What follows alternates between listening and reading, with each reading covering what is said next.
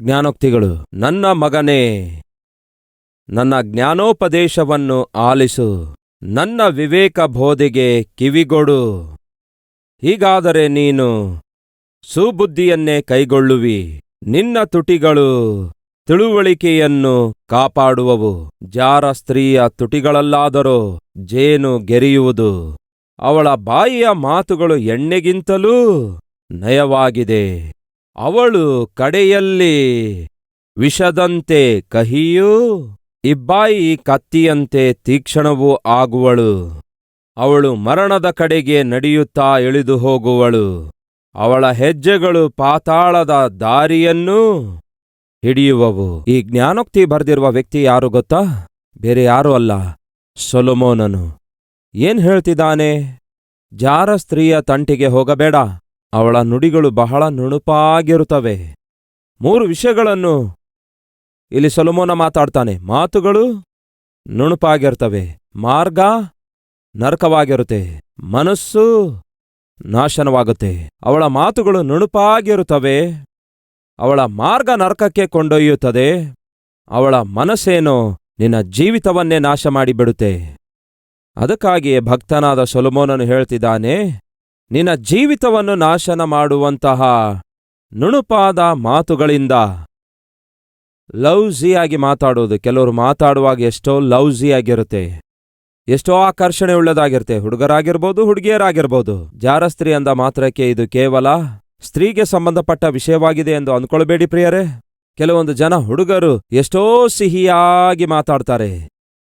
ಹುಡುಗರು ಸಾಧಾರಣವಾಗಿ ಸುಲಭವಾಗಿ ಹುಡುಗಿಯರಿಂದ ಹೇಗೆ ಆಕರ್ಷಿಸಲ್ಪಡುತ್ತಾರೆ ಗೊತ್ತಾ? ಹುಡುಗಿಯರ ಅಂದಚಂದದಿಂದ ಆಕರ್ಷಿಸಲ್ಪಡ್ತಾರೆ. ಸ್ವತಃವಾಗಿ ಹುಡುಗರು ಅಂದಚಂದಕ್ಕೆ ಆಕರ್ಷಿಸಲ್ಪಡ್ತಾರೆ. ಅದೇ ರೀತಿ ಹುಡುಗಿಯರು ಹುಡುಗರ ಮಾತುಗಳಿಂದ ಆಕರ್ಷಿಸಲ್ಪಡ್ತಾರೆ. ಹುಡುಗಿಯರು ಸಾಧಾರಣವಾಗಿ ಹುಡುಗರ ಮಾತಿಗೆ ಒಳಗಾಗ್ತಾರೆ. ನೋಡೋರು ನೋಡ್ತಾರೆ ಬಿಡಿ. ಆದರೆ ಸಾಧಾರಣವಾಗಿ ಒಂದು ಹುಡುಗಿ ಹುಡುಗನ ಅಂದಚಂದಕ್ಕಿಂತಲೂ ಆ ಹುಡುಗನು ಎಷ್ಟು ಚೆನ್ನಾಗಿ ಮಾತಾಡುತ್ತಾನೋ ಆ ಮಾತುಗಳಿಗೆ ಹುಡುಗಿಯರು ಬೀಳುತ್ತಾರೆ. ಬಹಳ ಚೆನ್ನಾಗಿ ಮಾತಾಡ್ತಾರೆ. ಹೆಂಡತಿಯೊಂದಿಗೆ ಚೆನ್ನಾಗಿ ಮಾತಾಡಲ್ಲ, ಹೆಂಡತಿಯೊಂದಿಗೆ ಪ್ರೀತಿಯಿಂದ ಮಾತಾಡಲ್ಲ, ಚೆನ್ನಾಗಿ ಮಾತಾಡಲ್ಲ. ಪಕ್ಕದ ಮನೆ ಸ್ತ್ರೀ ಬಂದ್ರೆ ಸಾಕು, ಅಬ್ಬೋ ಎಷ್ಟೋ ಚೆನ್ನಾಗಿ ಮಾತಾಡ್ತಾರೆ, ಎಷ್ಟೋ ಒಳ್ಳೆ ರೀತಿಯಿಂದ ಮಾತಾಡುತ್ತಾರೆ. ಕೇಳ್ತಾ ಇದ್ದೀರಾ? ಹುಡುಗನೊಂದಿಗಾಗಿರ್ಬೋದು, ಹುಡುಗಿಯೊಂದಿಗಾಗಿರ್ಬೋದು, ಸಿಹಿಯಾಗಿ ಮಾತಾಡೋದು, ಆಕರ್ಷಣೀಯವಾಗಿ ಮಾತಾಡೋದು, ಹೃದಯದಲ್ಲಿ ಆ ಅಭಿಪ್ರಾಯ ಇಲ್ಲದಿದ್ರೂ ಕೂಡ ಬಾಯಿ ತುಂಬಾ ಪ್ರೀತಿ ತೋರಿಸುವ ಹಾಗೆ ಅನುರಾಗ ಸುರಿಸುವ ರೀತಿಯಲ್ಲಿ ಮಾತಾಡುವಂಥದ್ದು, ಇತರರನ್ನು ಆಕರ್ಷಿಸುವಂಥದ್ದು ಕೆಲವರಿಗೆ ವೈವಿಧ್ಯಮಯವಾದ ವಿದ್ಯೆಯಾಗಿದೆ. ಇದ್ದೀರಾ ನಮ್ಮ ಮಧ್ಯ? ಅದಕ್ಕೆ ಸೊಲೊಮೋನನು ಹೇಳ್ತಿದ್ದಾನೆ, ಮೃದುವಾಗಿ ಮಾತಾಡುವಂಥವ್ರು ಇರ್ತಾರೆ. ಮಗನೇ, ಮಗಳೇ, ಜಾಗ್ರತೆ. ಅವರ ಮಾತುಗಳು ನುಣುಪಾಗಿರುತ್ತವೆ, ಅವರ ಮಾರ್ಗ ನರಕಕ್ಕೆ ಕೊಂಡೊಯ್ಯುತ್ತವೆ. ಅವರ ಮನಸ್ಸು ನಿಮ್ಮನ್ನು ವಶಪಡಿಸಿಕೊಂಡು ನಿಮ್ಮನ್ನು ನಾಶ ಮಾಡುತ್ತಾರೆ. ಈ ದಿನ ಎಷ್ಟೋ ಜನ ಹುಡುಗಿಯರು ತಮ್ಮ ಜೀವಿತವನ್ನು ನಾಶ ಮಾಡಿಕೊಂಡಿದ್ದಾರೆ. ಯಾಕೆಂದರೆ ಯಾವನೋ ಒಬ್ಬ ಹುಡುಗನಿಗೆ ತಮ್ಮ ಮನಸ್ಸನ್ನು ಒಪ್ಪಿಸಿಕೊಟ್ರು. ಎಷ್ಟೋ ಜನ ಹುಡುಗರು ಈ ದಿನ ತಮ್ಮ ಜೀವಿತ ನಾಶ ಮಾಡಿಕೊಳ್ತಿದ್ದಾರೆ. ಯಾಕೆಂದರೆ ಯಾವುದೋ ಒಂದು ಹುಡುಗಿಗೆ ತಮ್ಮ ಜೀವಿತವನ್ನು ಒಪ್ಪಿಸಿದ್ದಾರೆ. ಎಷ್ಟೋ ಕುಟುಂಬಗಳು ಈ ದಿನ ಒಡೆದು ಹೋಗ್ತಾ ಇವೆ. ಯಾಕೆಂದರೆ ಗಂಡ ಇದ್ದಾಗಿಯೂ ಹೆಂಡತಿ ಇದ್ದಾಗಿಯೂ ಪರಸ್ತ್ರೀ ವ್ಯಾಮೋಹದಲ್ಲಿ ಬಿದ್ದು, ಪರಪುರುಷನ ವ್ಯಾಮೋಹದಲ್ಲಿ ಬಿದ್ದು ಗಂಡನನ್ನು ಬಿಟ್ಟು ಬಿಡ್ತಿದ್ದಾರೆ, ಹೆಂಡತಿಯನ್ನು ಬಿಟ್ಟು ಬಿಡ್ತಿದ್ದಾರೆ, ಮಕ್ಕಳನ್ನು ಬಿಟ್ಟು ಬಿಡ್ತಿದ್ದಾರೆ. ಅಕ್ರಮ ಸಂಬಂಧವೇ ನಿಜವಾದ ಸಂಬಂಧವೆಂದು ಭಾವಿಸಿ ಆತ್ಮಿಕತೆಯನ್ನು, ಅನುರಾಗವನ್ನು ಆವಿಗೆಯಾಗಿ ಮಾಡಿಕೊಳ್ತಿದ್ದಾರೆ. ಇಲ್ಲ ಅಂತೀರಾ ಅಂಥವ್ರು? ಅದಕ್ಕೆ ಸೊಲೊಮೋನನು ಹೇಳ್ತಿದ್ದಾನೆ, ನನ್ನ ಮಗನೇ, ಜ್ಞಾನವನ್ನು ತಂದುಕೋ, ವಿವೇಕವುಳ್ಳವನಾಗಿ ಜೀವಿಸು. ನಿನಗೆ ಹೆಂಡತಿ ಇದ್ದಾಳಾ? ಹಾಗಾದರೆ ನಿನ್ನ ಹೆಂಡತಿಯೊಂದಿಗೆ ಸಂತೋಷದಿಂದ ಜೀವಿಸು. ನಿನಗೆ ಗಂಡನಿದ್ದಾನಾ? ಹಾಗಾದರೆ ನಿನ್ನ ಗಂಡನೊಂದಿಗೆ ಸಂತೋಷದಿಂದ ಜೀವಿಸು. ಪರಸ್ತ್ರೀಯ ತಂಟೆಗೆ ಯಾಕೆ ಹೋಗುತ್ತಿ? ಪರಪುರುಷನ ತಂಟೆಗೆ ಯಾಕೆ ಹೋಗುತ್ತಿ? ಒಂದು ವೇಳೆ ನೀನು ಪರಪುರುಷನ ತಂಟೆಗೆ, ಪರಸ್ತ್ರೀಯ ತಂಟೆಗೆ ಹೋಗುವುದಾದರೆ ಅಲ್ಲಿಯೇ ಇವೆ. ಏನಿವೆ? ಪಾತಾಳಕ್ಕೆ ಹೋಗುವಂತಹ ಮೆಟ್ಟಲುಗಳು. ನೀನು ಅಂಥವನ ಮನೆಗೆ ಹೋದ್ರೆ ಸಾಕು, ನೀನು ಅಂಥವಳ ಮನೆಗೆ ಹೋದ್ರೆ ಸಾಕು, ನಿನ್ನ ಜೀವಿತ ನಾಶವಾಗುತ್ತೆ. ಒಂದು ದಿನ ಒಬ್ಬ ಸಹೋದರಿ ನನ್ನ ಬಳಿಗೆ ಬಂದಿದ್ದಳು, ಬಹಳ ವರ್ಷಗಳ ಹಿಂದೆ. ಆ ಸಹೋದರಿ ಸರಹದ್ದು ನಿರ್ಮಿಸಿಕೊಳ್ಳುವುದರಲ್ಲಿ, ತನ್ನ ಜೀವಿತದ ಸರಹದ್ದುಗಳನ್ನು ನಿರ್ಮಿಸಿಕೊಳ್ಳುವುದರಲ್ಲಿ ಅಲಕ್ಷ್ಯ ಮಾಡಿದಳು. ನಮ್ಮ ಕಲ್ವರಿ ಟೆಂಪಲ್ನಲ್ಲಿ ನಿಖರವಾದ ಸರಹದ್ದುಗಳಿವೆ. ನೀವು ಕಲ್ವರಿ ಟೆಂಪಲ್ ಆಫೀಸ್ಗೆ ಬಂದರೆ ನೀವು ಎಂಟರ್ ಆಗುವಾಗ ಲೆಫ್ಟ್ ಸೈಡಲ್ಲಿ ಬ್ರದರ್ಸ್ ಇರುವಂತಹ ಆಫೀಸ್ ಇರುತ್ತದೆ. ರೈಟ್ ಸೈಡ್ ಏನೋ ಸಿಸ್ಟರ್ಸ್ ಇರುವ ಆಫೀಸ್ ಇದೆ. ಬ್ರದರ್ಸ್ ಸಿಸ್ಟರ್ಸ್ ಜೊತೆಗೆ ಮಾತಾಡಲ್ಲ, ಸಿಸ್ಟರ್ಸ್ ಬ್ರದರ್ಸ್ ಜೊತೆಗೆ ಮಾತಾಡಲ್ಲ. ನಮ್ಮ ಕಲ್ವರಿ ಟೆಂಪಲ್ನಲ್ಲಿ ಸುಮಾರು 3,000ಕ್ಕಿಂತಲೂ ಅಧಿಕ ಸೇವೆ ಮಾಡುವ ಸೇವಕರಿದ್ದಾರೆ. ಅವರಲ್ಲಿ ಎಷ್ಟೋ ಜನ ಸಿಸ್ಟರ್ಸ್ ಇದ್ದಾರೆ, ಎಷ್ಟೋ ಜನ ಬ್ರದರ್ಸ್ ಇದ್ದಾರೆ. ಒಬ್ಬರು ಇನ್ನೊಬ್ಬರಿಗೆ ಮಾತಾಡುವ ಚಾನ್ಸ್ ಇಲ್ಲ. ಅಷ್ಟ್ಯಾಕೆ ಪ್ರಿಯರೇ, ನೀವು ಸಭೆ ಒಳಗಡೆ ಬಂದರೆ ಬ್ರದರ್ಸ್ ಎಲ್ಲ ಅವರು ಒಂದು ಸೈಡಲ್ಲಿ ಕ್ರಮವಾಗಿ ಕೂತ್ಕೊಳ್ತಾರೆ, ಹಾಗೆ ಸಿಸ್ಟರ್ಸ್ ಇನ್ನೊಂದು ಕಡೆ ಕ್ರಮವಾಗಿ ಕೂತ್ಕೊಳ್ತಾರೆ. ಮಧ್ಯದಲ್ಲಿ ಏನಿರುತ್ತೆ? ಸರಹದ್ದು ಇದೆ. ನಿಮ್ಮ ಗಂಡನಿಗೆ ಹೊರಗೆ ಭೇಟಿಯಾಗಬಹುದು, ಸಭೆಯೊಳಗಡೆ ಭೇಟಿಯಾಗುವ ಹಾಗಿಲ್ಲ. ನಿಮ್ಮ ಹೆಂಡತಿಗೆ ಒಂದು ವೇಳೆ ಭೇಟಿಯಾಗಬೇಕಾದ್ರೆ ಹೊರಗಡೆ ಭೇಟಿಯಾಗಬಹುದು ಹೊರತು ಸಭೆಯೊಳಗಡೆ ಭೇಟಿಯಾಗುವ ಹಾಗಿಲ್ಲ. ಯಾಕೆಂದರೆ ಈ ಸರಹದ್ದು ಏನಿದೆಯೋ ಅದು ಕಡೆಯವರೆಗೂ ಇರುತ್ತೆ. ಮಧ್ಯದಲ್ಲಿ ಬೆರೆಯುವ ಚಾನ್ಸ್ ಇಲ್ಲ. ಯಾಕೆಂದರೆ ನೀವು ಗಂಡನಾಗಿ ಬೇರೆ ಒಬ್ಬಂಟಿಗನಾಗಿ ಕೂತ್ಕೊಂಡು, ಹೆಂಡತಿಯಾಗಿ ಬೇರೆ ಒಬ್ಬಂಟಿಗಳಾಗಿ ಕೂತ್ಕೊಂಡು ದೇವರ ಸನ್ನಿಧಿಯಲ್ಲಿ ನೀವು ಪ್ರಾರ್ಥಿಸುವುದರಿಂದ, ವಾಕ್ಯ ಕೇಳುವುದರಿಂದ ಇರುವ ಪ್ರಯೋಜನ ಏನು ಗೊತ್ತಾ? ದೀನ ಸೇವಕನಾದ ನನ್ನ ಮೂಲಕ ದೇವರು ಮಾತಾಡುತ್ತಿರುವಾಗ ನಿಮ್ಮ ಹೆಂಡತಿಯನ್ನು ನೀವು ಪ್ರೀತಿಸುತ್ತಾ ಇಲ್ಲ. ನಿಮ್ಮ ಹೆಂಡತಿಯ ಮನಸ್ಸನ್ನು ನೋಯಿಸ್ತಾ ಇದ್ದೀರಿ, ಮಾತಿನಿಂದ ಮನಸ್ಸು ನೋಯಿಸ್ತಾ ಇದ್ದೀರಿ, ಕ್ರಿಯೆಗಳಿಂದ ಮನಸ್ಸು ನೋಯಿಸ್ತಾ ಇದ್ದೀರಿ. ಮನೆಗೆ ಸಮಯಕ್ಕೆ ಸರಿಯಾಗಿ ಬರದೆ ತಡಮಾಡಿ ಬರುತ್ತಾ ಇದ್ದೀರಿ ಎಂದು ಹೀಗೆ ದೇವ್ರು ಮಾತಾಡುವಾಗ ಪಕ್ಕದಲ್ಲಿ ಹೆಂಡತಿ ಇದ್ರೆ ನಿಮಗೆ ಚೆನ್ನಾಗನ್ಸುತ್ತಾ? ಅವ್ರು ಹೀಗಂತಾರೆ, ಕೇಳ್ತಿದ್ದೀರಾ? ಚೆನ್ನಾಗಿ ಕೇಳ್ರಿ. ನೋಡಿದ್ರಾ ಸಿಸ್ಟರ್ಸ್ ಎಷ್ಟು ಚೆನ್ನಾಗಿ ನಕ್ರ ಅವರು? ಅಂದರೆ ಅರ್ಥವೇನು? ನನ್ನ ಗಂಡ ಪಕ್ಕದಲ್ಲಿ ಕೂತ್ಕೊಂಡ್ರೆ ಖಂಡಿತವಾಗಿ ತಟ್ಟಿ ಹೇಳ್ತಿದೆ ಎಂದ ಅರ್ಥ. ಈಗ ಹೆಂಡತಿಯೇನಾದರೂ ಪಕ್ಕದಲ್ಲಿದ್ದಾಗ ನಾನು ವಾಕ್ಯ ಸಾರುತ್ತಿದ್ರೆ ಹೆಂಡತಿ ಕುರಿತು ಮಾತಾಡುವಾಗ ಗಂಡ ಸುಮ್ಮನೆ ಇರ್ತಾನಂತೀರಾ? ಹೀಗೆ ತಟ್ತಾ ಇರ್ತಾನೆ, ಹೀಗೆ ಮಾಡ್ತಿರ್ತಾನೆ. ಯಶ್, ಒಂದು ವೇಳೆ ಹೆಂಡತಿಯರ ಕುರಿತಾಗಿ ದೇವರ ವಾಕ್ಯ ಹೇಳುತ್ತಾ ನೀವು ಗಂಡನಿಗೆ ಲೆಕ್ಕಿಸುತ್ತಾ ಇಲ್ಲ, ಸರಿಯಾಗಿ ನೋಡಿಕೊಳ್ತಾ ಇಲ್ಲ, ಇಷ್ಟ ಬಂದಂತೆ ವರ್ತಿಸ್ತಾ ಇದ್ರಿ, ಮನೆಗೆ ಗಂಡ ಬಂದ್ರೆ ಸಾಕು ಗಂಡನ ಮೇಲೆ ಕಿರ್ಚಿ ಕೂಗಾಡ್ತಾ ಇದ್ದೀರಿ, ಮನೆಯೆಲ್ಲ ಚದುರಿಸಿ ಬಿಡ್ತಾ ಇದ್ದೀರಿ, ನಿನಗೆ ಗಂಡ ಅಂದ್ರೆ ಬೆಲೆ ಇಲ್ಲವೋ ಅಂದ ಕೂಡಲೇ ಗಂಡ ಸುಮ್ಮನೆ ಇರ್ತಾನಂತೀರಾ? ಹೀಗೆ ತಟ್ಟು ಹೇಳ್ತಾನೆ, ಕೇಳು. ಈಗ ಅರ್ಥ ಆಯ್ತಾ? ಸಭೆಯಲ್ಲಿ ಗಂಡ ಹೆಂಡತಿ ನೀವು ಅಕ್ಕಪಕ್ಕದಲ್ಲಿ ಕೂತ್ಕೊಂಡು ಒಬ್ಬರನ್ನೊಬ್ಬರು ಹೀಗೆ ತಟ್ಟುತ್ತಾ ಏನು ವಾಕ್ಯ ಕೇಳಲಿಕ್ಕಾಗತ್ತೆ ಹೇಳಿ? ಚಾನ್ಸೇ ಇರಲ್ಲ. ಗಂಡನಾಗಿ ಸರಿಯಾಗಿ ಕೂತ್ಕೊಳ್ಬೇಕು, ಹೆಂಡತಿಯಾಗಿ ಸರಿಯಾಗಿ ಕೂತ್ಕೊಳ್ಬೇಕು. ಆಗ ದೇವರು ಮಾತಾಡುವಾಗ ಸರಿಪಡಿಸಿಕೊಳ್ಳುವ ಒಂದು ಅವಕಾಶ ದೊರಕುತ್ತದೆ. ಯಾಕೆ ನಾವು ಸಭೆಗೆ ಪ್ರಶಾಂತವಾಗಿ ಬಂದು ಪ್ರಶಾಂತವಾಗಿ ಹೊರಗೆ ಹೋಗ್ಲಿಕ್ಕಾಗುತ್ತಾ ಇದೆ? ಒಂದು ಸರಹದ್ದಿರುವುದರಿಂದ. ಯಾಕೆ ತಾನೇ ಕಲ್ವರಿ ಟೆಂಪಲ್ನಲ್ಲಿರುವಂತಹ ಸೇವೆಯಲ್ಲಿ ಹುಡುಗ ಹುಡುಗಿಗೆ ಮಾತಾಡುವುದಾಗಲಿ, ಹುಡುಗಿ ಹುಡುಗನಿಗೆ ಮಾತಾಡುವುದಾಗಲಿ ಎಲ್ಲಿಯೂ ಕಾಣಿಸಲ್ಲ? ಯಾಕೆಂದರೆ ಒಂದು ಸರಹದ್ದನ್ನು ನೇಮಿಸಲಾಗಿದೆ. CBIನಲ್ಲಿ ಸೇವೆ ಸಲ್ಲಿಸಿರುವಂತಹ ಒಬ್ಬ ಆತ್ಮಿಕರು ನಮ್ಮ ಸಭೆಗೆ ಬಂದರು. ಅವರ ಕಣ್ಣು ಯಾವಾಗಲೂ ಪರೀಕ್ಷಿಸುವ ಹಾಗಿರುತ್ತವೆ. ನಮ್ಮ ಸಭೆಯಲ್ಲಿ ಹಾಡನ್ನು ಹಾಡಿದ್ರು. ವರ್ಷಿಪ್ನಲ್ಲಿ ಹುಡುಗರೂ ಇದ್ದಾರೆ, ಹುಡುಗಿಯರೂ ಇದ್ದಾರೆ. ಹಾಡುಗಳನ್ನೆಲ್ಲ ಹಾಡಿದ ನಂತರ ಚೆನ್ನಾಗಿ ಸ್ಟೇಜನ್ನು ಇಳಿದು ಕೆಳಗಡೆ ಹೋದ್ರು. ಅಷ್ಟಕ್ಕೂ ಎಲ್ಲಿಗೆ ಹೋದ್ರು? ಇವ್ರು ಏನ್ ಮಾಡ್ತಾ ಇರ್ತಾರೆ? ಅವರು ಸ್ಟೇಜ್ ಇಳಿದ ತಕ್ಷಣ ಚೆನ್ನಾಗಿ ಟೀ ಕಾಫಿ ಕುಡಿಯುತ್ತಾ, ಹರಟೆ ಹೊಡಿಯುತ್ತಾ ಇರುತ್ತಾರೋ, ಸ್ನ್ಯಾಕ್ಸ್ ತಿನ್ನುತ್ತಾ ಇರ್ತಾರೋ? ಸಾಧಾರಣವಾಗಿ ಅನೇಕ ಸ್ಥಳಗಳಲ್ಲಿ ಅದೇ ಜರುಗುತ್ತೆ. ವರ್ಷಿಪ್ ಟೀಮ್ ಹಾಡು ಹಾಡಿದ ನಂತರ, ವರ್ಷಿಪ್ ಮಾಡಿದ ನಂತರ ಚೆನ್ನಾಗಿ ಕೆಳಗೆ ಹೋಗಿ ಸ್ನ್ಯಾಕ್ಸ್ ತಿನ್ನುತ್ತಾ ಹರಟೆ ಹೊಡೆಯುವಂಥದ್ದು ಕೆಲವೊಂದು ಸ್ಥಳಗಳಲ್ಲಿ ಸಾಧಾರಣವಾಗಿ ನಡೆಯುವಂತಹ ಕಾರ್ಯ ಅದು. ಆ ಸಹೋದರನು ಹೋಗಿ ಇವ್ರು ಏನ್ ಮಾಡ್ತಾರೆ ಎಂಬುದಾಗಿ ನೋಡೋಣ ಎಂದು ಹೋಗಿ ನೋಡಿದ್ರೆ, ಚೆನ್ನಾಗಿ ಹಾಡುಗಳನ್ನು ಹಾಡಿದವರೆಲ್ಲರೂ ಕೆಳಗಡೆ ಇಳಿದ ನಂತರ ಅವರು ಅಡುಗೆಯ ಆಪ್ರನ್ ಹಾಕಿಕೊಂಡು ತರಕಾರಿ ಕಟ್ ಮಾಡ್ತಾ ಇದ್ರು. ಏನ್ ಮಾಡ್ತಾ ಇದ್ರು? ತರಕಾರಿ ಕಟ್ ಮಾಡ್ತಾ ಇದ್ರು. ಸಿಸ್ಟರ್ಸ್ ಹೋಗಿ ಸಿಸ್ಟರ್ಸ್ ಸೇವೆಯಲ್ಲಿ ತೊಡಗಿಕೊಂಡಿದ್ರು. ಈ ತರಕಾರಿ ಕಟ್ ಮಾಡುವಂತಹ ಸಹೋದರರ ಬಳಿಗೆ ಈ ವ್ಯಕ್ತಿ ಹೋಗಿ, ಏನ್ ಬ್ರದರ್ಸ್, ಕೇವಲ ನೀವು ಮಾತ್ರ ತರಕಾರಿ ಕಟ್ ಮಾಡ್ತಾ ಇದ್ದೀರಲ್ಲವೇ? ನಿಮ್ಮೊಂದಿಗೆ ಕರ್ತನಿಗೆ ಆರಾಧನೆ ಮಾಡಿರುವ ಸಿಸ್ಟರ್ಸ್ ಕೂಡ ಇದಾರಲ್ಲವೇ? ಅವರು ಕೂಡ ನಿಮ್ಮೊಂದಿಗೆ ಒಂದು ಸ್ಥಳದಲ್ಲಿ ಕೂತ್ಕೊಂಡು ಚೆನ್ನಾಗಿ ತರಕಾರಿ ಕಟ್ ಮಾಡಬೇಕಲ್ಲವೇ? ಅಂದಾಗ ಆ ಬ್ರದರ್ಸ್ ಕೊಟ್ಟ ಉತ್ತರ ಏನೆಂದು ಆ ವ್ಯಕ್ತಿ ಬಂದು ನನಗೆ ಹೇಳ್ದ, ಒಂದು ವೇಳೆ ಸಿಸ್ಟರ್ಸ್ ಅವರು ನಮ್ಮ ಪಕ್ಕದಲ್ಲಿ ಬಂದು ಕೂತ್ಕೊಂಡು ತರಕಾರಿ ಕಟ್ ಮಾಡಿದ್ರೆ ಬ್ರದರ್ ಸತೀಶ್ ಕುಮಾರ್ ಅವರು ನಮ್ಮನ್ನು ನೇಣು ಹಾಕಿ ಬಿಡ್ತಾರೆ. ಏನ್ ಮಾಡ್ತಾರೆ ಎಂದು ಹೇಳಿದ್ರು? ನೇಣು ಹಾಕ್ತಾರೆ ಅಂದ್ರು. ಇಲ್ಲಿ ಅಂತಹ ಹುಚ್ಚು ಚೇಷ್ಟೆಗಳೇನೂ ಜರುಗೋದಿಲ್ಲ. ಸಿಸ್ಟರ್ಸ್ ಕಡೆಯಲ್ಲಿಯೇ ಸೇವೆ ಸಲ್ಲಿಸಬೇಕು, ಬ್ರದರ್ಸ್ ಕಡೆಯಲ್ಲಿಯೇ ಸೇವೆ ಸಲ್ಲಿಸುವವರಾಗಿರಬೇಕು. ಇಲ್ಲಿ ಖಚಿತವಾಗಿರುವಂತಹ ನಿಯಮ ನಿಬಂಧನೆ ಇದೇ ಅಂದರು. ಸಹೋದರ ಸಹೋದರಿಯರೇ, ನಮ್ಮ ಆತ್ಮಿಕ ಜೀವಿತ ಪರಿಶುದ್ಧವಾಗಿರಬೇಕಾದರೆ, ಪವಿತ್ರವಾಗಿರಬೇಕಾದರೆ ದಯವಿಟ್ಟು ಸರಹದ್ದುಗಳನ್ನು ಏರ್ಪಡಿಸಿಕೊಳ್ಳಿರಿ. ನನ್ನ ಜೀವಿತದಲ್ಲಿ ದೇವರು ಆ ಕೃಪೆಯನ್ನು ನನಗೆ ಕೊಟ್ಟಿದ್ದಾರೆ. ನಿಮ್ಮೆಲ್ಲರ ಪ್ರಾರ್ಥನೆಯಿಂದಲೇ ಅಂತಹದೇ ಕನಿಕರ ದೇವರು ತೋರಿಸುತ್ತಾ ಬಂದಿದ್ದಾರೆ. ಪ್ರಿಯ ಸಭೆಯೇ, ನಮ್ಮ ಆತ್ಮಿಕ ಜೀವಿತ ಪರಿಶುದ್ಧವಾಗಿ ಇಟ್ಕೊಳ್ಬೇಕಾದರೆ ನಮ್ಮ ಆತ್ಮಿಕ ಜೀವಿತದಲ್ಲಿ ಸರಹದ್ದುಗಳನ್ನು ನೇಮಿಸಿಕೊಳ್ಳಬೇಕು. ಉದ್ಯೋಗ ಮಾಡುವ ಸ್ಥಳದಲ್ಲಿ ಖಂಡಿತವಾಗಿ ನಿಮ್ಮನ್ನು ಶೋಧಿಸುವಂಥವರಿರುತ್ತಾರೆ.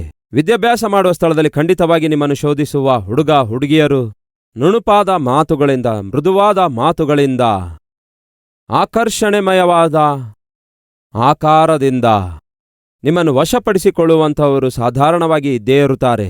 ಆ ಸೈತಾನನ ಶೋಧನೆಗೂ ಸೈತಾನನು ಮರಳುಗೊಳಿಸುವ ಮಾತುಗಳಿಗೂ ನಿಮ್ಮ ಜೀವಿತ ಬಲಿಯಾಗದೇ ಇರಬೇಕಾದರೆ ಖಚಿತವಾಗಿ ನೀವು ಸರಹದ್ದನ್ನು ನೇಮಿಸಿಕೊಳ್ಳಬೇಕು. ಯಾವುದು ಆ ಸರಹದ್ದು? ನಾನು ಪರಸ್ತ್ರೀಯೊಂದಿಗೆ ಸಾಂಗತ್ಯವನ್ನು ಮಾಡಲ್ಲವೆಂದು, ಪರಪುರುಷನೊಂದಿಗೆ ಏಕಾಂತವಾಗಿ ನಾನು ಸಮಯವನ್ನು ಕಳೆಯಲ್ಲವೆಂದು, ಒಂಟಿಯಾಗಿ ನಾನು ಯಾವುದೇ ಹುಡುಗನೊಂದಿಗಾಗಲಿ ಹುಡುಗಿಯೊಂದಿಗಾಗಲಿ ಮರೆತು ಕೂಡ ಸಮಯವನ್ನು ಕಳೆಯಲ್ಲವೆಂದು ಸರಹದ್ದನ್ನು ನೇಮಿಸಿಕೊಳ್ಳಬೇಕು. ನನ್ನ ಜೀವಿತದಲ್ಲಿ ನನ್ನ ಗಂಡನಿಗೆ ಹೊರತಾಗಿ, ನನ್ನ ಜೀವಿತದಲ್ಲಿ ನನ್ನ ಹೆಂಡತಿಗೆ ಹೊರತಾಗಿ ನನ್ನ ಶರೀರವನ್ನು ಬೇರೆಯವರಿಗೆ ಒಪ್ಪಿಸುವುದೇ ಇಲ್ಲ ಎಂಬುದಾಗಿ ಸರಹದ್ದನ್ನು ನೇಮಿಸಿಕೊಳ್ಬೇಕು. ದಾನಿಯೇಲನು ಯೌವನ ಪ್ರಾಯದಲ್ಲಿ ಒಂದು ತೀರ್ಮಾನ ತೆಗೆದುಕೊಳ್ತಾನೆ. ಯಾವುದೋ ಆ ತೀರ್ಮಾನ ಎಂದು ಹೇಳುತ್ತೀರಾ? ನನ್ನ ಶರೀರವನ್ನು ನಾನು ಅಪವಿತ್ರ ಪಡಿಸಿಕೊಳ್ಳೋದಿಲ್ಲ ಎಂಬ ತೀರ್ಮಾನ. ಟೀನೇಜ್ನಲ್ಲಿರುವಾಗ ಅವನು ಆ ತೀರ್ಮಾನ ತೆಗೆದುಕೊಂಡ. ನನ್ನ ಶರೀರವನ್ನು ನಾನು ಅಪವಿತ್ರಪಡಿಸಿಕೊಳ್ಳೋದಿಲ್ಲ ಎಂಬ ತೀರ್ಮಾನ. ಅದು ಸರಹದ್ದಾಗಿತ್ತು. ಈ ಹುಡುಗಿ ತನ್ನ ಆತ್ಮಿಕ ಜೀವಿತದ ಸರಹದ್ದುಗಳನ್ನು ನೇಮಿಸಿಕೊಳ್ಳುವುದರಲ್ಲಿ ಫೇಲ್ ಆದಳು. ಒಂದು ದಿನ ನನ್ನ ಬಳಿಗೆ ಬಂದು ಹೇಳ್ತಾಳೆ, ಅಣ್ಣ, ಆತ್ಮಗಳ ವಿಷಯದಲ್ಲಿನ ಭಾರದ ಕುರಿತು ನೀವು ಮಾತಾಡ್ತಿದ್ದೀರಲ್ಲವೇ? ಹೌದಮ್ಮ ಅಂದೆ. ನಮ್ಮ ಅಪಾರ್ಟ್ಮೆಂಟ್ ಅಪೋಸಿಟ್ನಲ್ಲಿ ಮತ್ತೊಂದು ಅಪಾರ್ಟ್ಮೆಂಟ್ ಇದೆ. ಅದರಲ್ಲಿನ ಒಂದು ಫ್ಲ್ಯಾಟ್ನಲ್ಲಿ ಯೌವನಸ್ಥರು ಇರುತ್ತಾ ಇದ್ದಾರೆ. ನನಗಿರುವ ಆಸೆ ಏನೆಂದರೆ ನಾನು ಹೋಗಿ ಆ ಯೌವನಸ್ಥರಿಗೆ ಯೇಸುವಿನ ಕುರಿತಾದ ಸುವಾರ್ತೆ ಸಾರಬೇಕು ಎಂದು ಆಶಿಸುತ್ತಿದ್ದೇನೆ. ಅಣ್ಣ, ಸಾಧಾರಣವಾಗಿ ಹುಡುಗರ ಮಾತು ಕೇಳುವುದರಲ್ಲಿ ಅಷ್ಟು ಇಂಟ್ರೆಸ್ಟ್ ತೋರಿಸೋದಿಲ್ಲ. ಆದರೆ ಹುಡುಗರ ಬಳಿಗೆ ಹುಡುಗಿಯರು ಹೋಗಿ ಮಾತಾಡಿದ್ರೆ ಸಾಧಾರಣವಾಗಿ ಇಂಟ್ರೆಸ್ಟ್ ತೋರಿಸ್ತಾರಲ್ಲವೇ? ಹಾಗಾಗಿ ನಾನು ಹೋಗಿ ಮಾತಾಡುವುದಾದರೆ ಖಂಡಿತವಾಗಿ ಅವರು ಸುವಾರ್ತೆ ಕೇಳ್ತಾರಣ, ಖಂಡಿತವಾಗಿ ಅವರು ರಕ್ಷಿಸಲ್ಪಡುತ್ತಾರೆಂಬ ನಂಬಿಕೆ ನನಗಿದೆ ಅಣ್ಣ. ಹಾಗಾಗಿ ನಾನು ಹೋಗಿ ಆ ಹುಡುಗರಿಗೆ ನಾನು ಹೋಗಿ ಸುವಾರ್ತೆ ಸಾರಬೇಕೆಂದು ಆಶಿಸುತ್ತಿದ್ದೇನೆ, ನನಗಾಗಿ ಪ್ರಾರ್ಥಿಸಿರಿ ಎಂದು ಹೀಗೆ ಆ ಸಹೋದರಿ ನನಗೆ ಕೇಳಿದಳು. ಆಗ ಖಚಿತವಾಗಿ ಹೇಳಿದೆ, ಏನೆಂದು ಗೊತ್ತಾ? ನೀನು ಅಂದುಕೊಂಡಿದ್ದು ನಿನ್ನ ದೃಷ್ಟಿಯಲ್ಲಿ ಆತ್ಮಿಕತೆ, ಆದರೆ ಅದು ವಾಸ್ತವದಲ್ಲಿ ನಿನಗೆ ಕ್ಷೇಮ ಅಲ್ಲವೇ ಅಲ್ಲ. ಅದೇನಣ? ಆ ಹುಡುಗರಿಗೆ ಒಂದು ವೇಳೆ ರಕ್ಷಣೆಗೆ ನಡೆಸಬೇಕಾದರೆ, ಈ ಭೂಮಿಯ ಮೇಲೆ ಬಹಳ ಜನ ಹುಡುಗರಿದ್ದಾರೆ, ಅವರಲ್ಲಿ ಒಬ್ರು ಹೋಗಿ ಸುವಾರ್ತೆ ಸಾರ್ತಾರೆ. ನೀನೇ ಹೋಗಿ ಸುವಾರ್ತೆ ಸಾರುವ ಅಗತ್ಯವಿಲ್ಲ. ನನ್ನ ಮಾತು ನಿಮ್ಗೆ ಅರ್ಥ ಆಗ್ತಿದೆಯಾ ಸಹೋದರರೇ? ಸಹೋದರರೇ ಕೇಳಿ, ನೀವು ಉದ್ಯೋಗ ಮಾಡುವ ಸ್ಥಳದಲ್ಲಿ ಸಹೋದರರಿಗೆ ನಿಮ್ಮ ಸಾಕ್ಷಿ ಹಂಚಿಕೊಳ್ಳಿರಿ. ಹಾಗೆಯೇ ಸಹೋದರಿಯರೇ, ನೀವು ಕೂಡ ಉದ್ಯೋಗ ಮಾಡುವ ಸ್ಥಳದಲ್ಲಿ ನಿಮ್ಮ ಸಾಕ್ಷಿಯನ್ನು, ದೇವರು ನಿಮ್ಮ ಜೀವಿತದಲ್ಲಿ ಮಾಡುತ್ತಿರುವ ಆಶ್ಚರ್ಯ ಕಾರ್ಯಗಳನ್ನು, ಅನುಗ್ರಹಿಸಿರುವ ಸಂತೋಷ ಸಮಾಧಾನವನ್ನು ನಿಮ್ಮ ಕೊಲೀಗ್ಸ್ ಆಗಿರುವ ಹೆಣ್ಮಕ್ಕಳೊಂದಿಗೆ ಹಂಚಿಕೊಳ್ಳ್ರಿ. ತಮ್ಮ ತಂಗಿಯಂದರೆ ಕಾಲೇಜಿನಲ್ಲಿ ಓದುತ್ತಾ ಇದ್ದೀರಾ? ಹಾಗೆ ಓದುತ್ತಿರುವಾಗ ನೀವು ಕೂಡ ನಿಮ್ಮ ಆತ್ಮಿಕ ಜೀವಿತದಲ್ಲಿ ಹೊಂದಿಕೊಂಡಿರುವ ಅನುಭವವನ್ನು, ಆನಂದವನ್ನು ನಿಮ್ಮ ಪಕ್ಕದಲ್ಲಿರುವಂತಹ ನಿಮ್ಮ ಜೊತೆ ಸ್ಟೂಡೆಂಟ್, ನಿಮ್ಮ ಫ್ರೆಂಡ್ ಜೊತೆಗೆ ಹಂಚಿಕೊಳ್ಳ್ರಿ ಹೊರತು ಹುಡುಗನಾಗಿರುವ ನೀವು ಹೋಗಿ ಹುಡುಗಿಯೊಂದಿಗೆ ಮಾತಾಡಿದರೆ ಸುಲಭವಾಗಿ ಅವಳು ನನ್ನ ಮಾತು ಕೇಳ್ತಾಳೆ. ಹುಡುಗಿಯಾಗಿ ನೀವು ಹೋಗಿ ಒಬ್ಬ ಹುಡುಗನೊಂದಿಗೆ ಮಾತಾಡಿದರೆ ಸುಲಭವಾಗಿ ಹುಡುಗ ಮಾತು ಕೇಳ್ತಾನೆ ಎಂದು ಹೀಗೆ ಯೋಚಿಸಿ ನೀವು ಹುಡುಗಿಯಾಗಿದ್ರೆ ಹುಡುಗನಿಗೆ ಸುವಾರ್ತೆ ಸಾರೋದು, ಹುಡುಗನಾಗಿದ್ದು ಹುಡುಗಿಗೆ ಸುವಾರ್ತೆ ಸಾರೋದು ಈಸಿಯಾಗಿರುತ್ತೆ ಅಂದ್ಕೊಳ್ಳೋದು ರಾಂಗ್. ಇದು ಸ್ವಲ್ಪವೂ ಕೂಡ ಆತ್ಮೀಕತೆಗೆ ಕ್ಷೇಮ ಅಲ್ಲವೇ ಅಲ್ಲ. ಹುಡುಗರಾಗಿದ್ದೀರಾ? ಹುಡುಗರೊಂದಿಗೆಯೇ ಮಾತಾಡಿರಿ. ಹುಡುಗಿಯರಾಗಿದ್ದೀರಾ? ಹುಡುಗಿಯರೊಂದಿಗೆ ಮಾತಾಡಿ. ನಿಮ್ಮ ಆತ್ಮಿಕ ಅನುಭವ ಹುಡುಗರೊಂದಿಗೆ, ಹುಡುಗಿಯರೊಂದಿಗೆ ಹಂಚಿಕೊಳ್ಳ್ರಿ. ಅದೇ ಕ್ಷೇಮ, ಅದೇ ಸರಿಹದ್ದು ನೇಮಿಸಿಕೊಳ್ಳೋದಂದ್ರೆ. ಹುಡುಗಿಯಾಗಿದ್ದೀರಾ? ಹುಡುಗಿಯರೊಂದಿಗೆ ಸಡಿಲಾಗಿರಿ.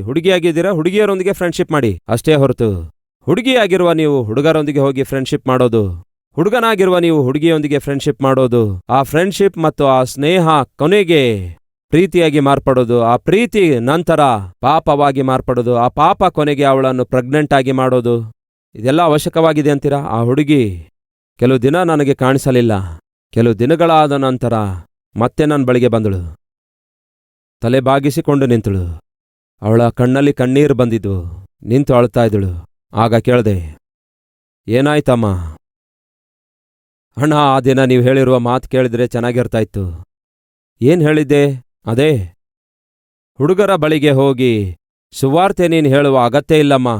ಅವರನ್ನು ರಕ್ಷಣೆಗೆ ನಡೆಸುವುದಕ್ಕಾಗಿ ದೇವರು ಬೇರೆಯವರನ್ನು ಆರಿಸಿಕೊಳ್ತಾರೆ. ನೀನು ಒಂದು ಹುಡುಗಿಯಾಗಿ ಹೋಗಿ ಅವರ ಫ್ಲ್ಯಾಟ್ಗೆ ನೀನೇ ಹೋಗಿ ಸುವಾರ್ತೆ ಸಾರುವುದು ಕ್ಷೇಮವಲ್ಲ, ನಿನ್ನ ಆತ್ಮೀಕತೆಗೂ ಕ್ಷೇಮವಲ್ಲ ಎಂದು ಒಬ್ಬ ಅಣ್ಣನಾಗಿ ನೀವು ನನ್ನನ್ನು ಎಚ್ಚರಿಸಿದರೆ, ನಿಮ್ಮ ಮಾತು ಆ ದಿನ ನನಗೇನು ಅಷ್ಟು ದೊಡ್ಡ ಸಲಹೆಯಂತೆ ಕಾಣಿಸಲಿಲ್ಲ.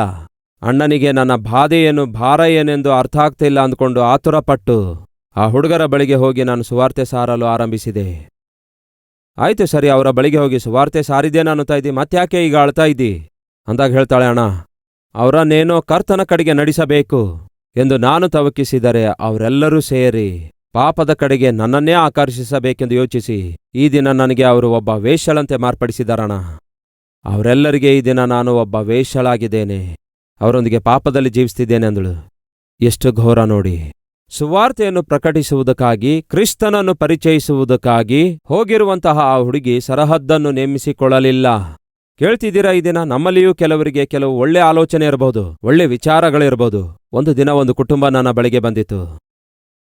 ಅವ್ರು ಹೇಳಿದ್ರು, ಅಣ್ಣ ನಮ್ಮ ಬಳಿಗೆ ಒಬ್ಬ ಆತ್ಮೀಕನು ಬರ್ತಾ ಇದ್ದನು, ಬಹಳ ಒಳ್ಳೆ ಆತ್ಮಿಕ ವಿಷಯಗಳನ್ನು ಹೇಳ್ತಾ ಇದ್ದನು.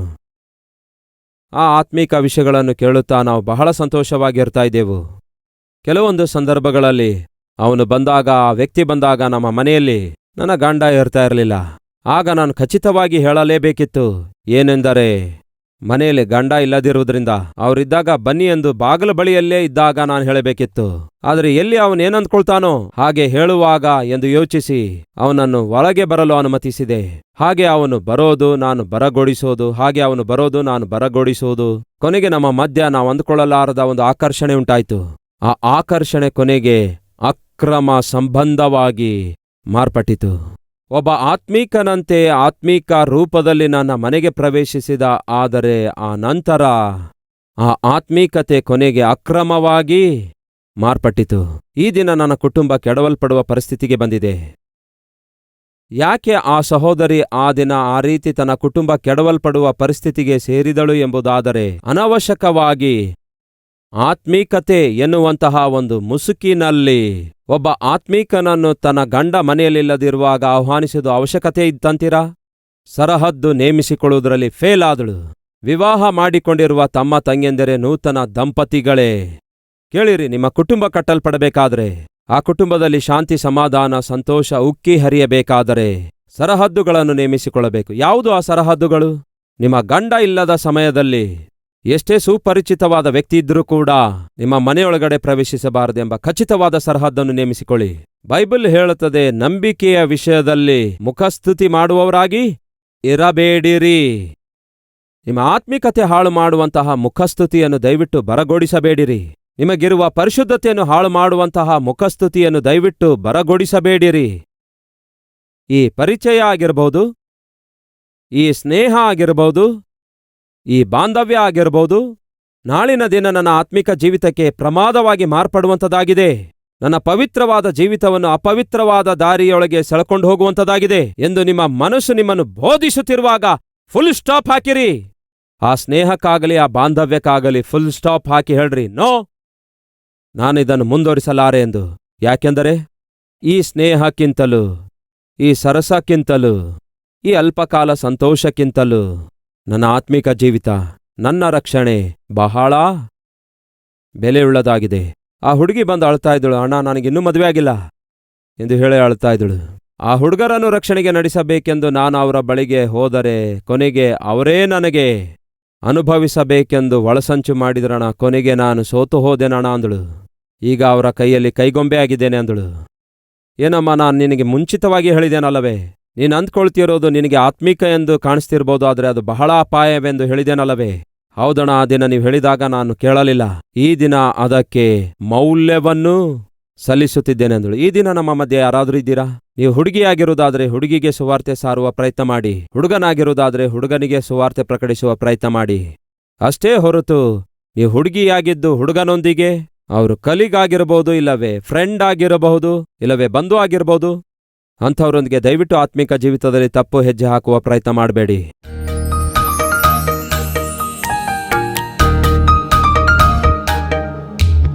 ಮಹಾಪರಿಶುದ್ಧನಾದ ಪ್ರೀತಿಯುಳ್ಳ ತಂದೆಯೇ, ಬಹು ಅಮೂಲ್ಯವಾದ, ಅತ್ಯಂತ ಅವಶ್ಯಕವಾದ, ಅದ್ಭುತವಾದ ಸಂದೇಶ ನಮಗೆ ಅನುಗ್ರಹಿಸಿದ್ದೀರಿ. ದೇವರೇ, ನಿಮ್ಮನ್ನು ಗಾಯಗೊಳಿಸುವಂತಹ, ನಿಮಗೆ ಬಾಧೆಗೊಳಿಸುವಂತಹ ಪ್ರತಿ ಪಾಪದಿಂದ ನನ್ನನ್ನು, ನಮ್ಮೆಲ್ಲರನ್ನು ಬಿಡಿಸಿರಿ. ಹೊರಗೆ ನೋಡಲು ಆತ್ಮಿಕರಾಗಿ ಕಾಣಿಸಿಕೊಳ್ಳುತ್ತಾ ಒಳಗೆ ಪಾಪಿಷ್ಟ ಕೆಟ್ಟ ಹುಳದಿಂದ ದೇವರೇ ನಾವು ತಿಂದು ಹಾಕಲ್ಪಡುವುದು ನಮಗೆ ಕ್ಷೇಮವಲ್ಲ.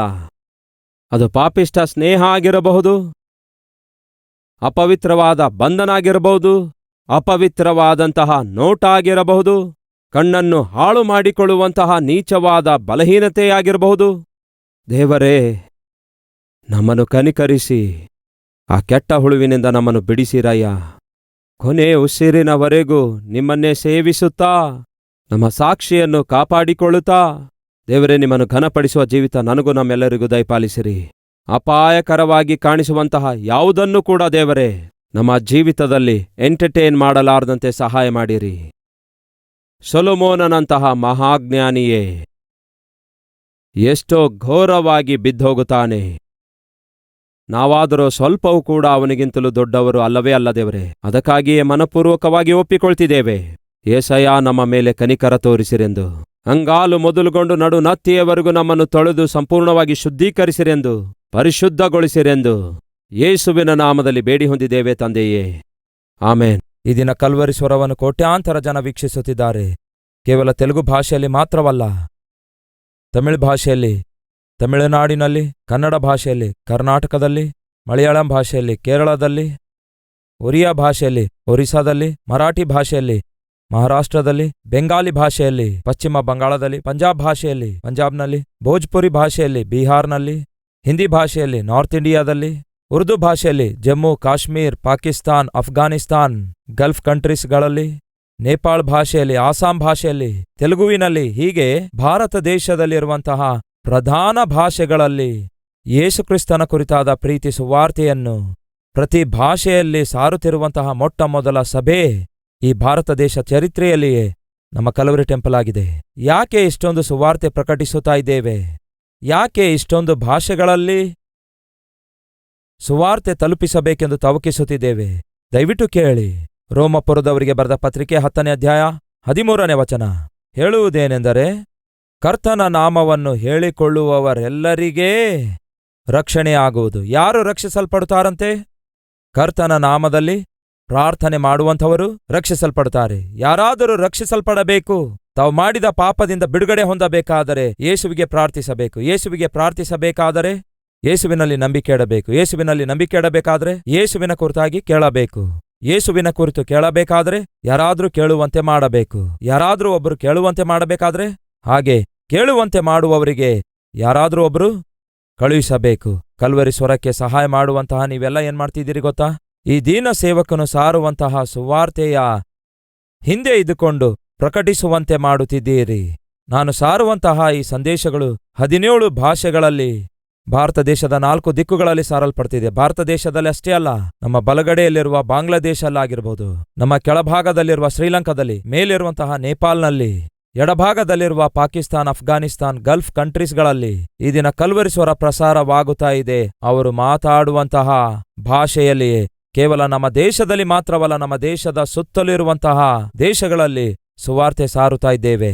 ಮುಂದ್ಬರುವಂತಹ ದಿನಗಳಲ್ಲಿ ಏಷ್ಯಾ ಖಂಡದಲ್ಲಿರುವಂತಹ ಪ್ರತಿ ದೇಶಕ್ಕೆ ಸುವಾರ್ತೆ ಸಾರುವಂತಹ ಸಭೆಯಾಗಿ ನಮ್ಮ ಸಭೆಯನ್ನು ದೇವರು ಆಶೀರ್ವದಿಸಬೇಕು ಎಂದು ನಾವು ಪ್ರಾರ್ಥಿಸುವವರಾಗಿರಬೇಕು. ನಾವು ತಿಳಿದುಕೊಂಡಿರುವ ಸತ್ಯವನ್ನು ತಿಳಿಸಲಾರದೇ ಇರುವುದಾದರೆ ಎಷ್ಟು ನಷ್ಟ. ಒಂದು ನಿರ್ಣಯ ತೆಗೆದುಕೊಳ್ಳಿ. ನಾನು ರಕ್ಷಿಸಲ್ಪಟ್ಟಿರುವುದಾದರೆ ಯಾರೋ ಒಬ್ಬರು ನನಗೆ ಯೇಸುವಿನ ಬಗ್ಗೆ ತಿಳಿಸಿದ್ರು. ಹಾಗೆಯೇ ನಶಿಸಿ ಹೋಗುವಂಥವರು ರಕ್ಷಿಸಲ್ಪಡಬೇಕಾದರೆ ನಮಗೆ ಇಷ್ಟು ಚೆನ್ನಾಗಿ ವಾಕ್ಯ ಸಾರುವಂತಹ ದೀನ ಸೇವಕರನ್ನು ದೇವರು ನಮ್ಗೆ ಕೊಟ್ಟಿದ್ದಾರೆ. ವಾಕ್ಯ ಬಹು ವಿವರವಾಗಿಯೂ, ವಾಕ್ಯ ಬಹು ಅರ್ಥಗರ್ಭಿತವಾಗಿಯೂ, ಎಲ್ಲರೂ ಅರ್ಥ ಮಾಡಿಕೊಳ್ಳುವ ವಿಧಾನದಲ್ಲಿಯೂ ವಾಕ್ಯ ಸಾರುವಂತಹ ಸೇವಕರನ್ನು ದೇವರು ನಮ್ಗೆ ಕೊಟ್ಟಿದ್ದಾರೆ. ಈ ಸೇವಕರಿಗೆ ಸಹಾಯ ಮಾಡುವುದಾದರೆ, ಇಂತಹ ಸಂದೇಶವನ್ನು ಅನೇಕ ಲಕ್ಷಾಂತರ ಜನರು ಕೇಳುವಂತೆ ಮಾಡುವುದಾದರೆ ಅನೇಕರ ಜೀವಿತಗಳು ಬದಲಾಗುತ್ತವೆ ಎಂಬ ನಂಬಿಕೆ ಖಂಡಿತವಾಗಿ ನಿಮ್ಮೆಲ್ಲರಿಗೆ ಇದ್ದೇ ಇರುತ್ತೆ. ಆ ನಂಬಿಕೆಯುಳ್ಳ ಸಹೋದರ ಸಹೋದರಿಯರೇ, ಅದನ್ನು ಕ್ರಿಯೆಯಲ್ಲಿಡಿರಿ, ಸುವಾರ್ತೆ ತಲುಪಿಸಿರಿ.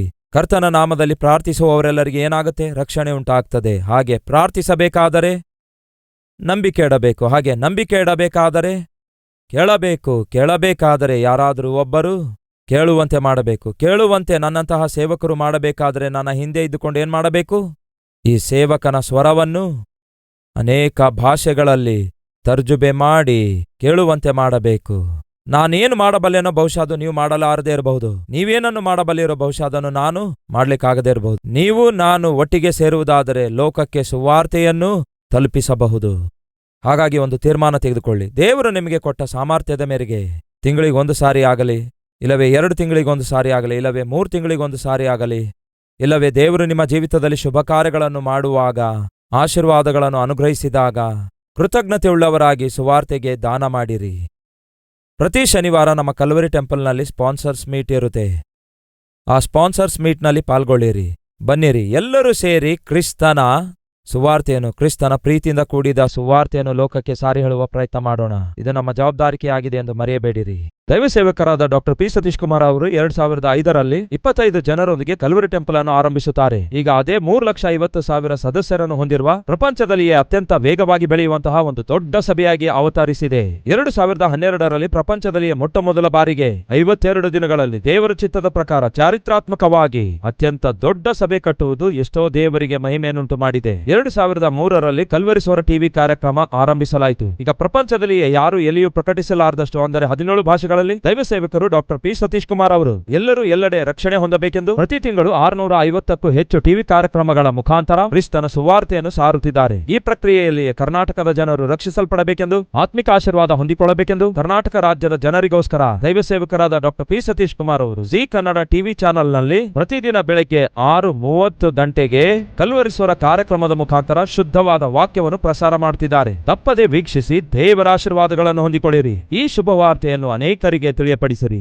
ಎಲ್ಲಾ ಜನರು ರಕ್ಷಿಸಲ್ಪಡಬೇಕೆಂದು 17 ಭಾಷೆಗಳಲ್ಲಿ ಶುದ್ಧವಾದ ವಾಕ್ಯವನ್ನು ಸಾರುತ್ತಾ, ಭಾರದಿಂದ ಪ್ರಾರ್ಥಿಸುತ್ತಾ ಅನುದಿನವೂ ಆತನ ರಕ್ಷಣೆ ಸುವಾರ್ತೆಯನ್ನು ಪ್ರಕಟಿಸಿರಿ ಎಂದು ವಾಕ್ಯ ಹೇಳುತ್ತಿರುವ ಪ್ರಕಾರ ವಾಕ್ಯಾನುಸಾರವಾಗಿ ಸೇವೆ ಮಾಡುತ್ತಿರುವ ಈ ಅದ್ಭುತವಾದ ಸೇವೆಯಲ್ಲಿ ನೀವು ಕೂಡ ಪಾಲ್ಗೊಂಡವರಾಗಿ ಅನೇಕರಿಗೆ ಆಶೀರ್ವಾದಕರವಾಗಿ ಮಾರ್ಪಡಿರಿ.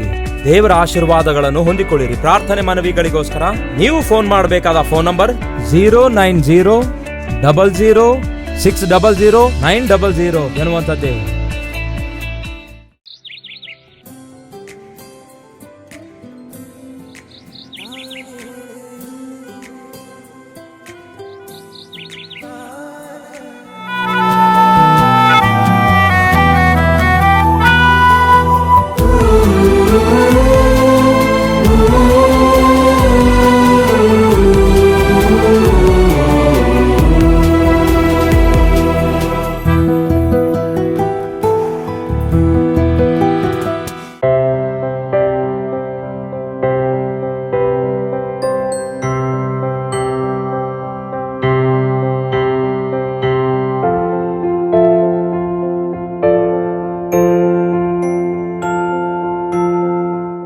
ನಮ್ಮ ವಿಳಾಸ Calvary, post box number 30, Kukatpally, Hyderabad 72.